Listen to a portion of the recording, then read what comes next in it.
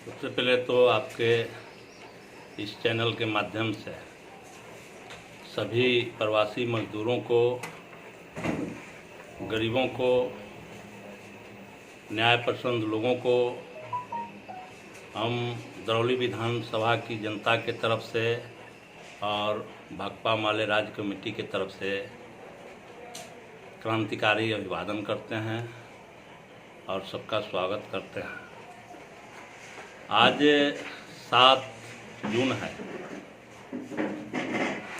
7 जून को भाकपा माले द्वारा पूरे देश में, प्रदेश में ये भाजपा द्वारा आयोजित वर्चुअल रैली का हम विरोध कर रहे हैं। अभी जो समय है ये आभासी रैली का समय नहीं है। अभी रोजगार और कोरोना वायरस से सुरक्षा की ज़रूरत है। इसके लिए अभी राज्य और केंद्र सरकार को काम करना चाहिए। कोरोना वायरस महामारी से देश में जो भुखमरी और बेरोजगारी बढ़ी, इस पर काम करने की ज़रूरत थी। अभी रोजगार सृजन करने की ज़रूरत थी। जो लाखों लाख प्रवासी मजदूर आए हैं उनको रोजगार देने की ज़रूरत है। जो 2.5-3 महीनों से घरों में बंद हैं गरीब, जिनके चूल्हे बुत रहे हैं, उनको भी रोजगार देने की ज़रूरत है। उनको भी आर्थिक मदद देने की ज़रूरत है। यह काम न करके और आप वर्चुअल रैली आयोजित करते हैं, जो सीधे तौर पर एक तरह से कहिए कि ये मजदूर और गरीब विरोधी रैली है। ये बात प्रमाणित करता है और इसके लिए हम आपके और उदाहरण दे सकते हैं। आपसे भी सवाल कर सकते हैं कि जब से रेलवे शुरू हुआ, ट्रेनें चलना शुरू हुई, तब से और इस कोरोना वायरस के पहले तक कोई भी व्यक्ति ये बात बता दे हमको कि दिल्ली टू मुजफ्फरपुर बरौनी के लिए ट्रेन खुली और वो ट्रेन चली गई उड़ीसा, आंध्र प्रदेश, दूसरे राज्यों में, वहाँ दूसरे दिशा में चली गई। ऐसा कभी घटना घटी है?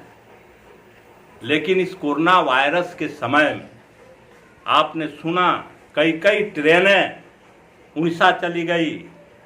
जिसको 24 घंटा में आना चाहिए वह 7 दिनों तक, 6 दिनों तक उधर जो देश का भ्रमण करती रही। आप सोचिए कि लोग जब चढ़े होंगे तो 24 या 30 घंटे के लिए पानी खाना लेकर के चढ़े होंगे, बच्चों के लिए बिस्किट वगैरह लेकर चढ़े होंगे, और ये 6 से 7 दिनों तक ट्रेन भ्रमण करते रहे। सबको पता है कि लॉकडाउन में न ट्रेन में खाना था, न स्टेशन पर कुछ मिल रहा था। क्या ये सरकार सभी मजदूरों को मार देने का काम नहीं किया? तो आखिर सर अब लोग बच गए हैं, अपने भाग्य भरोसे बच गए हैं, लेकिन मारने का काम हुआ है ये सरकार ने की है। ये बात साफ हम बताना चाहते हैं। तो सर आखिरकार ये ट्रेन कहाँ चली गई और क्यों नहीं इस पर कोई रेलवे के बड़े अधिकारी कुछ बोल रहे हैं? ये रेलवे के अधिकारी और ये सरकार कौन देखेगा? वही तो सब लोग कर रहे हैं। वो पूरे उस पर कब्जा है सरकार की। कौन बोलेगा इसके खिलाफ? बोलने वाला तो कोई नहीं है। नहीं तो यह बात साफ प्रमाणित हो गया है। नहीं तो ये कोरोना वायरस की सूचना आपको दिसंबर में ही मिल चुकी थी। 27 जनवरी को कोरोना वायरस पॉजिटिव केरला में मिल गया था।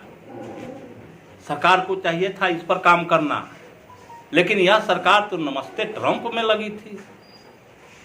मध्य प्रदेश के सरकार बनाने और बिगाड़ने में लगी थी। देश और देश की चिंता इस सरकार के पास नहीं थी। और एकाएक आकर के इसने लॉकडाउन कर दिया।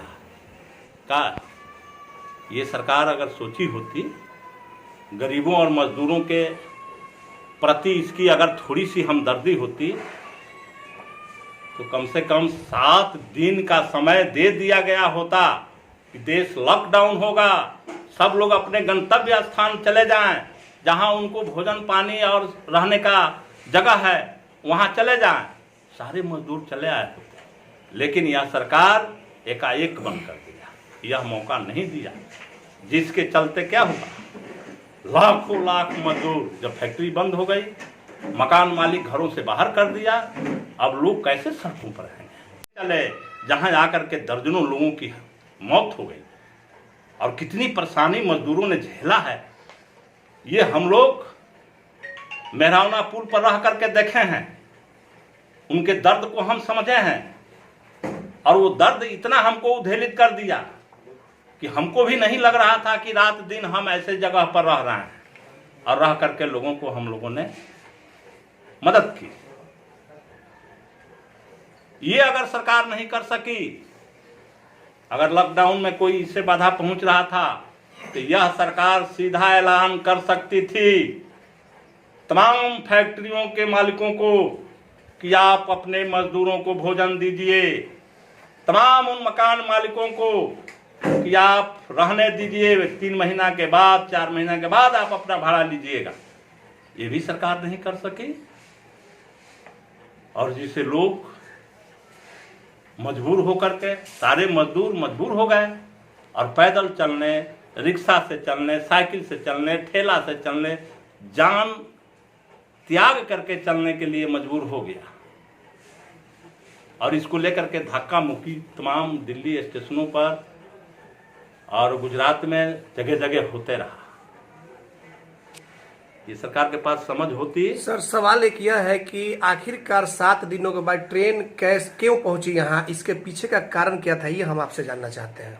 क्या जानकारी? इसका कारण जो था कि उस ट्रेन में कोई VIP पर्सन नहीं था, सिर्फ और सिर्फ मजदूर था, और यह सरकार मजदूरों के खिलाफ है, विरुद्ध है, उनको मार डालने की जो है कोशिश कर रही थी, और इसलिए वो 7 दिनों तक घूमती रही और इस सरकार के अधिकारी और सरकार को कोई इस बात की चिंता नहीं हुई।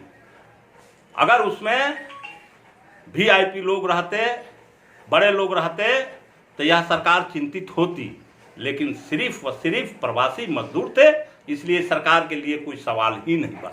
अभी एक मामला आया हुआ है नीतीश जी की एक चिट्ठी का, आपने पढ़ा होगा, जिसे तेजस्वी यादव ने फाड़ दिया उस चिट्ठी को।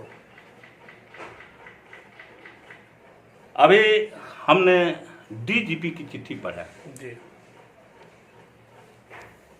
DGP साहब ने लिखा है चिट्ठी सभी सदर, आला सदर को, SP को,